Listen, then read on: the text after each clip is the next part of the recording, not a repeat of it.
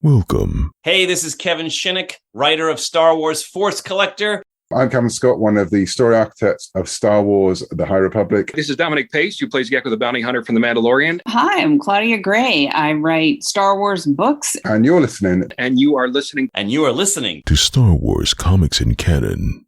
The Force is strong with this one.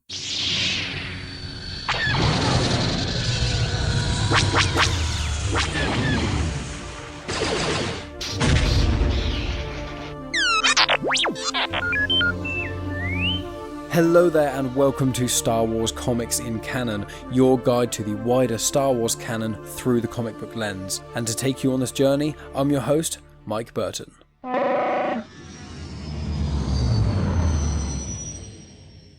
And so brings episode 127.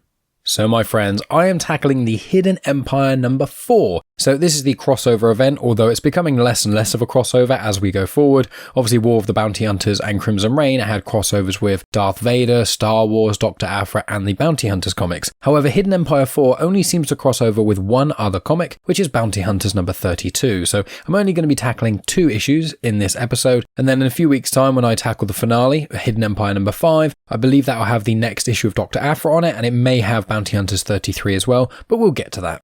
So if you haven't joined before, hello there, I hope you have a wonderful time. In short, I go through the plot details of each of these comics in chronological order, and then along the way I give you a bit of bonus information about things, so in species or planets or just things that occur in other content that's being referenced in some way. I try and go through that so you get a good idea of what's going on in the comic realm without having to read the comics yourselves, but along the way you get a wider understanding of the canon. However, I will say, as I do in every episode, please try and support the creators of these, please purchase the comics where you can, because although I do give you the vague plot details, there are little bits and pieces that I miss, and there's some incredible dialogue in all of the Star Wars comics that I always recommend people check out. But without further ado, let's delve right in. So if you haven't listened to Hidden Empire 1, 2 or 3, go check out episodes 121, 122 and 123 of Star Wars Comics in Canon, nice and easy to remember. The Hidden Empire 4 is written by Charles Soule, the artist/penciler is Steven Cummings, and then there are 2 inkers for this issue, which is Victor Olazaba and Wayne Faucher. The colour artist is Guru EFX, the issue was released the 1st of March 2023, and the trade paperback collection of Hidden Empire is due for release July 4th, 2023. As with all the Bounty Hunters, Crimson Reign, Hidden Empire and the upcoming Dark Droids crossover event, they all take place between Empire Strikes Back and Return of the Jedi, so it's between 3 and 4 years after the Battle of Yavin. With that all in mind, let's delve straight into Hidden Empire number 4, so here is the Crawl. Dreaming of a freer galaxy, Lady Qi'ra and her organisation, Crimson Dawn, have waged a secret war against the Empire. Qi'ra acquired a means of prevailing against the Sith in the Fermata Cage, an artifact that supposedly suspended an ancient Sith Lord in time. Qi'ra tasked the Archivist with unleashing this Sith against the Empire and activated her operatives across the galaxy to serve as a smokescreen. The Emperor retaliated against Crimson Dawn, forcing Qi'ra to her stronghold at Dawnfall, where Crimson Dawn's fleet prepared to strike against the Empire. A failed attempt to unlock the Fermata Cage nearly killed the Archivist, and the disturbance in the Force it produced served as a beacon to Darth Vader. Qi'ra dispatched Chanith Char and the Orphans to defend the Archivist and the artifact. Chanith Char and the Orphans fought valiantly but proved no match for Darth Vader. However, their sacrifice allowed the Archivist to escape, providing Crimson Dawn a final opportunity to enact their plan. So the comic starts with Palpatine asking Darth Vader if he felt a Sith Lord when the Fermata Cage was opened. Darth Vader said he only felt the dark side of the Force, so wasn't sure. Palps then asks Vader to lightsaber spar with him, and there's some really cool artwork watching Vader and Palpatine fight. It's not the first time we've seen that in comic form. I can't remember if it happened in the 2017 Darth Vader comics, but I do recall it happened in the Star Wars 2020 run, issue Star Wars 25. So I would recommend checking that comic out just to see some of the amazing artwork. So while Vader and Palpatine are sparring, Palpatine notes that if there is a third Sith, he will enforce the rule of 2, obviously insinuating the fact that if the Sith is more powerful than Vader, Palpatine will just swap them over. Shortly after a bit of fighting, it seems that Palpatine is beating Vader quite easily, as he seems to with everyone apart from Mace Windu, and so Palpatine says that's enough. He then notes Qi'ra is setting a trap, and notes that she is clever, even more so than the dim light of Maul, and notes she will be missed. While this is going on, the Archivist talks to Qi'ra, noting that she's found a place that's rich in the dark side and life for the Fermata Cage to feed on. The Archivist notes that she has no defenders left and will die if she activates the Fermata Cage, and there won't be enough time to stop Palpatine or anything like that. So Qi'ra says she'll send help. She contacts Deathstick, who is the Dathomirian assassin, but Deathstick refuses because she says, well, I'm an assassin, I'm not going to go up against the Sith Lords. So Qi'ra contacts the Knights of Ren. Again, they are hesitant because they left her before, and members of them have died to try and support Crimson Dawn, but Qi'ra notes that the Sith are going to pursue them because they knew about the Knights of Ren's attack on Darth Vader's fortress, which I think was in Crimson Reign number 4, and so the Knights of Ren, mainly Ren, who's their leader, agrees. Qi'ra sends over the coordinates so they can go and help. Qi'ra then talks to Cordelia, who is the heir to the Mourner's Wail and Unbroken Clan Syndicate, and gives her a data disk, and she says to play it in 5 days if Cordelia doesn't hear from Qi'ra. Then back to the Archivist, she takes the Fermata Cage to Amaxine Station and activates it. Now, Amaxine Station was first seen in, I think it was the Rise of Kylo Ren comics, but its flushed out debut is really in the High Republic Into the Dark young adult novel by Claudia Gray. That is the first young adult book in the High Republic for Phase 1. If you want to hear a book review on that and also a general plot overview, you can listen to that episode by typing into the podcast app or going back to the 2nd of October 2021. So back to Qi'ra. At the secret Crimson Dawn base, Dawnfall, Qi'ra gives a speech to rally her people to fight. She says to fight against the unfair and the unjust rule of Palpatine's empire, and the fleet then head out. That is told over sort of 3 or 4 pages, and she does this amazing speech, which I really recommend people checking out. Again, the dialogue in these issues are amazing, but I'm not going to read it all here. Back to the Fermata Cage, it's feeding on the plants and etc. of Amaxine Station, because Amaxine Station is actually where the Drengir come from, which are one of the antagonists in Phase 1 of the High Republic. They're these giant, dark side, scary plant things that eat people. But the High Republic was a couple of 100 years before this, so none of them seem to be there. Amaxine Station also homed lots of other plant life and things. It wasn't there just to hold the Drengir in place, it was there and grew loads of nice plants and things, and then I think the Drengir somewhat infiltrated it. But again, read Into the Dark or listen to my review and you get a bit more information on that. So as the Fermata Cage is feeding on planets and etc., it's letting out another Force beacon, and Palpatine and Darth Vader, aboard Darth Vader's Star Destroyer called the Executor, show up. Now the Executor, I mention it quite a lot, but it's actually a really, really big Star Destroyer. It's a Dreadnought class. It's technically a Star Dreadnought Executor class. Now it's either called the Executor or the Executor. I assume it's Executor because Vader's, dramatic and etc. But I say this every time I mention this, but it's a really big Star Destroyer. I think it's nicknamed like a Super Star Destroyer, and it does get destroyed in Return of the Jedi when Admiral Piet, who is commanding it from the bridge, you have one of the rebels' A-Wings crashes into the bridge, and the Star Destroyer crashes into the Death Star too. So Palpatine orders the ship to fire on the station. He says he's not foolish enough to go down there when they have the firepower of the Empire, but before they can fire, the fleet emerges, Crimson Dawn's fleet. So the Crimson Dawn fleet attacks the Executor's long-range cannons, and while doing so, lets some of the transport ships get by so that some of the Crimson Dawn's ground troops can land.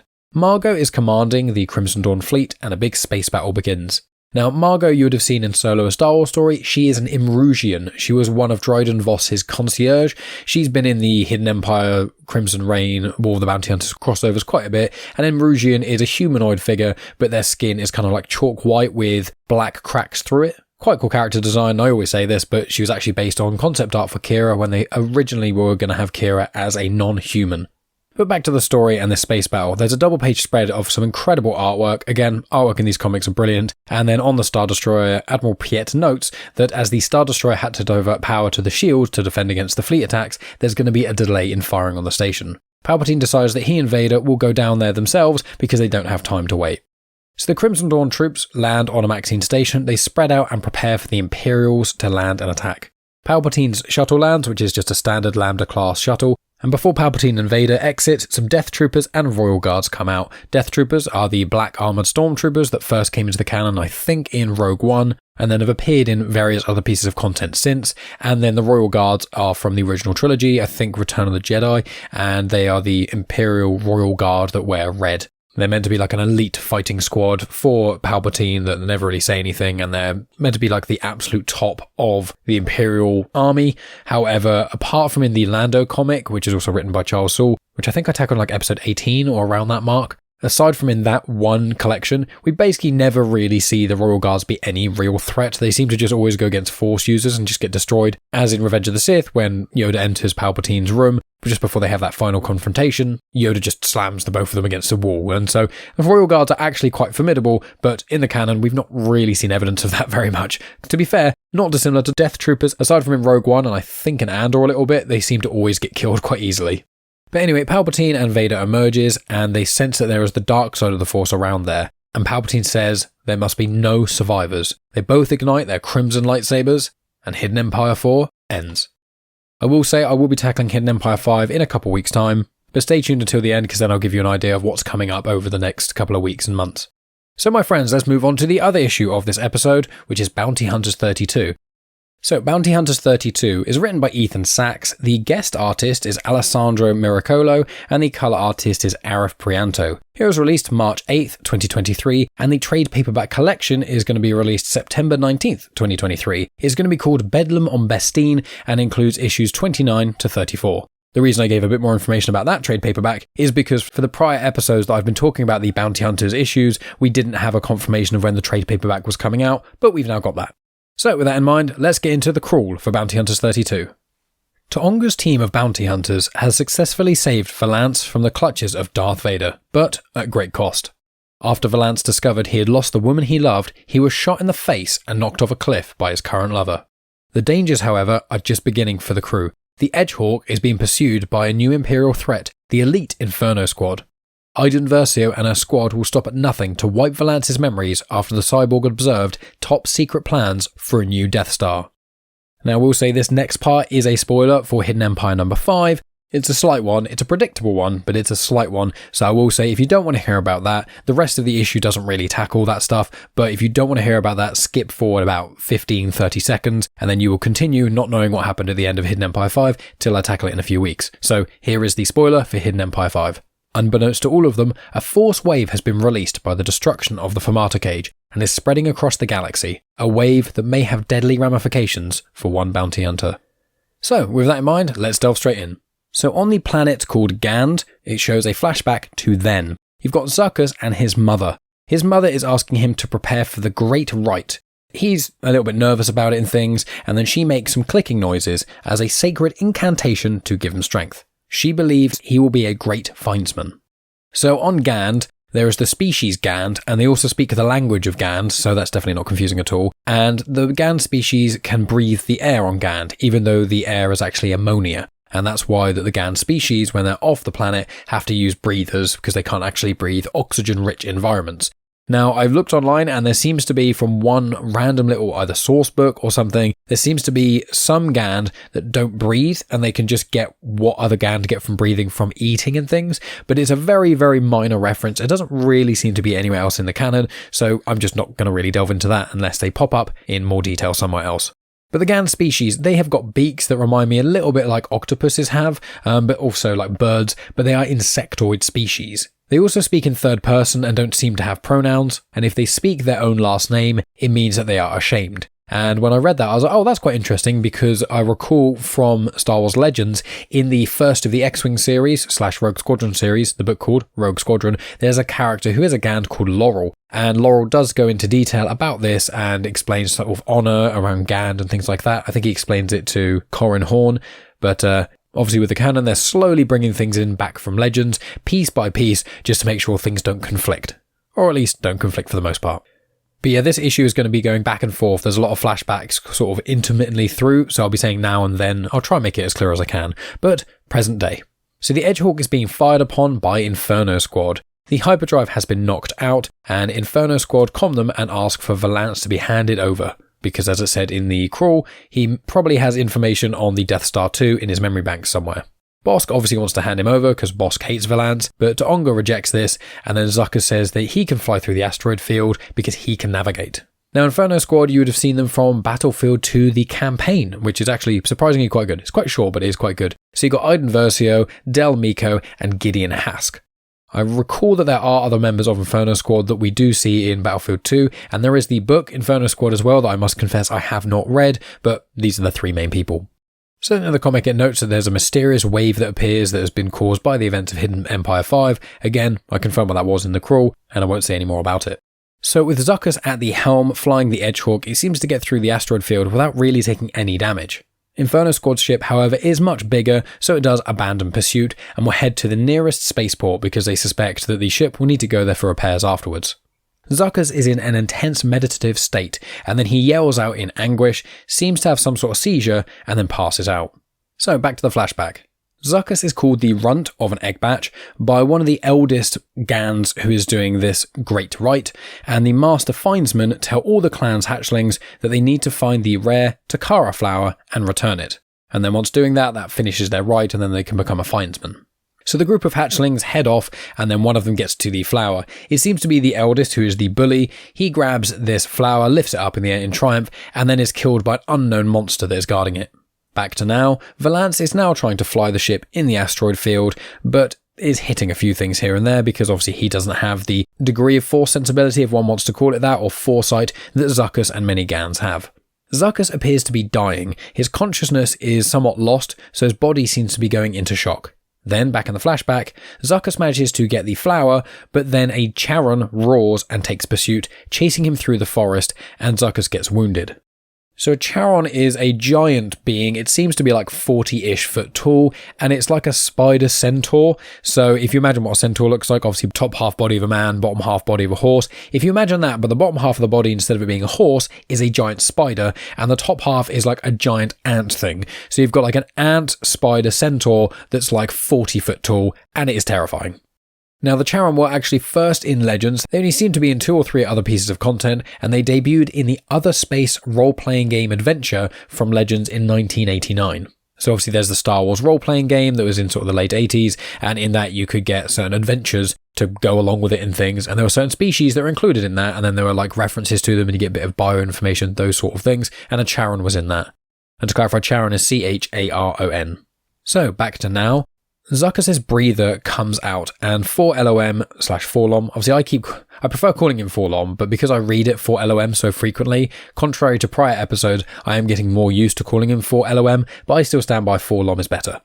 But anyway, 4LOM tries the strategy of tapping and clicking, which in the sort of dream flashback thing Zuckuss does here, and is very similar to the clicking sounds that Zuckuss's mother made. He then finds the flower that he dropped, and then he decides to follow the wind and goes near a cliff edge. He makes a few noises and things, so the Charon hears, and the Charon chases after him. Zuckuss manages to use like a staff or a stick to put a trap that the Charon then trips over, falls over Zuckuss, and then falls off this big cliff, seemingly to its death. Zuckuss then goes to his clan, confirming that the Charon will no longer bother the clan and that he is basically victorious, but the Master Findsman says that was not condition of the rite, and therefore Zuckuss is no longer the clan's concern. Zuckuss says to himself that he will find his own way.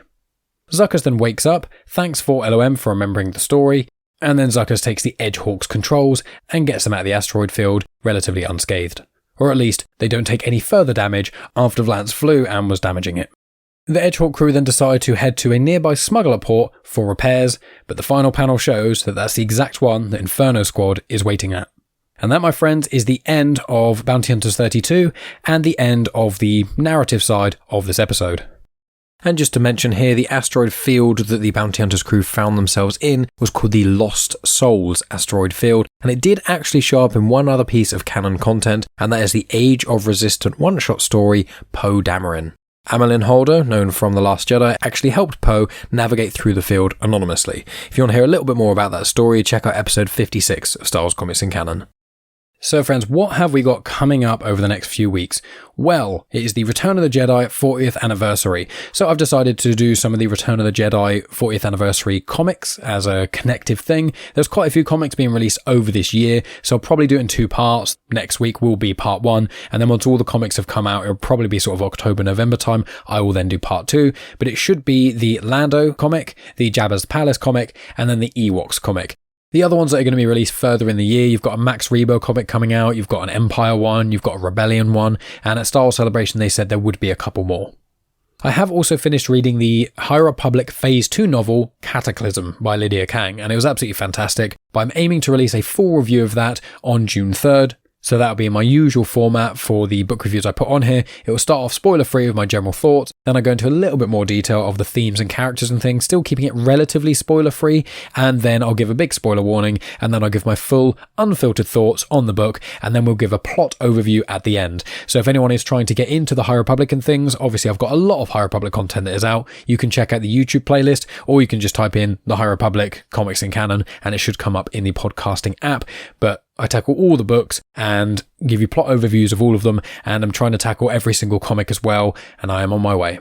Then hopefully the week after that will be the Hidden Empire 5 crossover, which will be around June 10th. So that should be Hidden Empire 5. I need to double check. I'm pretty sure it's an Afro comic that connects to that. I don't know if Bounty Hunters 33 is going to connect to that. I have a suspicion that Bounty Hunters 33 is the start of a new story arc, but I'll read it and figure it out. Then after that, I'm probably going to do High Republic. So what I'm going to aim to do is kind of what I did when I was dealing with High Republic Phase 1, which is every other week do some High Republic content, and then every other week I'll do non-High Republic content. So after Hidden Empire 5, I'll either do the one-shot Quest of the Jedi by Claudia Gray, or I'll do the 4-part series The Blade, which is focusing on Porter Engle, who is in Phase 1 of the High Republic and is so old he's also in Phase 2. Then the week after that, towards the end of June, I'm probably going to do the first batch of Yoda comics. So there's going to be 10 Yoda comics in total. I've got the 5th one now, so I'll do volume 1 of those. But I know that they do have story arcs of the Yoda comics. I'm pretty sure you've got 1 or 2 issues and then batches of 3. So I will take a look. I will read them first and work out what is best. Then the week after that, I'm probably going to tackle the High Republic Comics Volume 2, or if I don't tackle the Blade from the 2 weeks prior, I'll then tackle that. And then as we get into July even more, I'll then deal with some of the comics that are set between the Hidden Empire crossover event and Dark Droids, because obviously I haven't tackled the main run of Star Wars comics from 2020 in a little while, so there's at least 1 story arc of those. I think there's probably going to be 2 by the time Dark Droids happens. There's obviously the Dr. Aphra comics as well, which quite a few of those are out. There's the Darth Vader comics too, and obviously the Bounty Hunters comics on top of that. So that's going to put us all the way through to sort of July, August time. I believe that the Dark Droids crossover is starting around August/September time. And so by that point, I should have tackled all the Phase 2 High Republic content that is out. And then I should have done all of the crossover stuff and hopefully be ready for Dark Droids. And then Phase 3 of the High Republic is starting off towards the end of 2023 as well. So yeah, just lots and lots of comics going on. There's a few other bits and pieces. I've got the Dark Horse Comics Hyperspace Stories, which are anthology comics. So I'll be delving into those at some point. I keep promising the Clone Wars Battle Tales. I will do it eventually. It's just not on my priority list at the moment, just because there's so much other really cool content coming out. But I will endeavour and try my absolute best to release that episode this year so I can just stop talking about the IDW publishing Clone Wars Battle Tales comics. And then there's also the Darth Vader mini-series, which has just started, which is black, white, and red. So each of those issues has like 3 Darth Vader stories. It's going to be quite interesting trying to tackle those, because I read the first issue and it is quite cool. But one of the stories has absolutely no dialogue. So the black, white, and red comics are going to be the ones that visually the artwork is absolutely incredible. I really recommend people check those out if you can. I will tackle them on this show, as I always do, and they are going to be canon, but there will be a couple of the stories which are just going to be me vaguely describing what's going on, but you are going to miss out on some of the very intense imagery that is in those comics. And then what else is going on? Well, I did recently do the Star Wars Visions Volume 2 discussion with Rhea and Megan. That was released on the feed of Comics in Motion, on the YouTube channel and everywhere like that. So yourselves will have probably seen that got released. So please listen to that and let us know what you thought of those 9 episodes and our kind of reviews of them. Obviously in August, we've got the Ahsoka series coming out, so I'll be doing those weekly discussion shows on the feed of Comics in Motion and on my YouTube channel too. I do have a couple of recordings due with some people to do with Star Wars, and I'm not going to say anything further to that until I've actually got those recordings in the bag. And then what else can you do? Well, obviously you're listening to the show, so that's the best way to support the show is by listening. That's the number one way. If you want to support the show even more and go above and beyond, you can do a number of things. You can share the show on social media and tell your friends about it. You can rate it on Spotify, Apple Podcasts, even Audible does them now, so please go over to Audible and try and review the show on that. And really any podcast app that allows for reviews or ratings, please try and give me a high rating as well as a little review if you can. It only takes a couple of seconds, and it's actually probably quicker to do the review than to listen to me waffle on at the end here about doing the reviews, and it does really help the show out, so please do that if possible. In addition to sharing and rating and reviewing and things, you can also support the show by going to patreon.com/genuine Chit-Chat.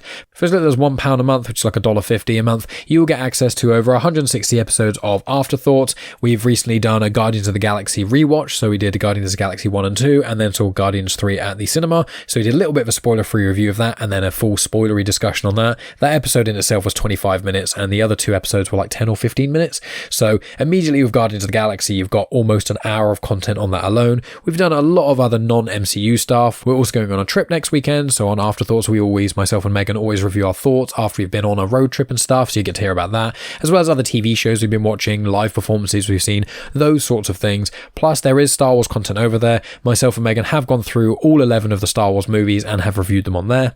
And then I also release Star Wars Legends book reviews on there, which also give a good plot overview as well. I've done Darth Plagueis, I've done the Darth Bane trilogy, I've done the first of the Rogue Squadron novels, I've done Shatterpoint, I've done Revan, Darth Maul Shadowhunter. I feel like I've done another one, but I can't remember off the top of my head. And I'm also currently listening to the Thrawn novels, not the Legends ones, not yet, I will be doing that, but the canon ones. So I did Thrawn, obviously I did the Thrawn comic adaptation a while back. I wasn't a fan of that, but the Thrawn audiobook was fantastic. I really enjoyed that. And then I'm right near the end of Thrawn Alliances as well, which is when Thrawn and Vader team up. And then there's also like a flashback of when Thrawn met Anakin when he was sort of around the Clone Wars era before he got into the Empire, as shown in the Thrawn book. And then there'll be Thrawn Treason, which I know little bits and pieces about that, but I'll delve into that when I do it. So I haven't decided if I'm going to release those reviews on this feed or if on Patreon. What I'll probably do is release it on Patreon, and then as we near the Ahsoka series, maybe I'll release them as some sort of special. I don't know, but if you want to hear those, go to patreon.com/genuine chit-chat. You support the show, which hugely helps me out. I just feed all the money I get from Patreon back into the podcast, basically buying more equipment and things like that. And I'm going to be buying a better camera as well soon, so when I do have interviews with Star Wars authors and people like that, like I did with Cavan Scott and Claudia Gray and Paolo Villanelli and some others that I've got lined up, when I do those future ones, I'll have a better camera than I had. And so all the money that you give me towards Patreon, I just use to make the show better. So if you do have the spare money, a little bit every month, please consider doing that. Or you can just support the show for a short period of time, listen to all the episodes of Afterthought, and then you could stop being a Patreon supporter. I would not hold that against you, but anyone who's willing to support the show for even one-off payment, I would hugely appreciate that.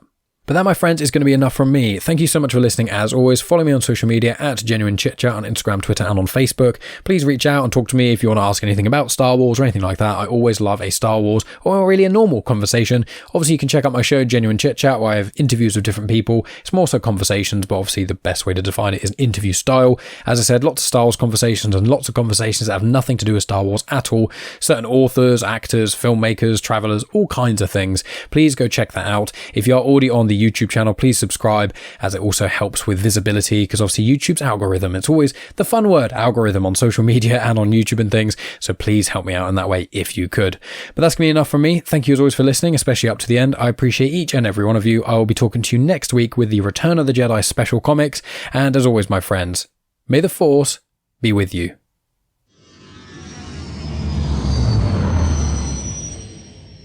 The intro for Star Wars Comics and Canon is arranged by myself, Mike Burton, and the backing music was made by Eric Matias of soundimage.org. You have just experienced host, creator, everything elser of Genuine Chit-Chat, and also the host and creator of Star Wars Comics and Canon, found on the Comics in Motion podcast, Mike Burton.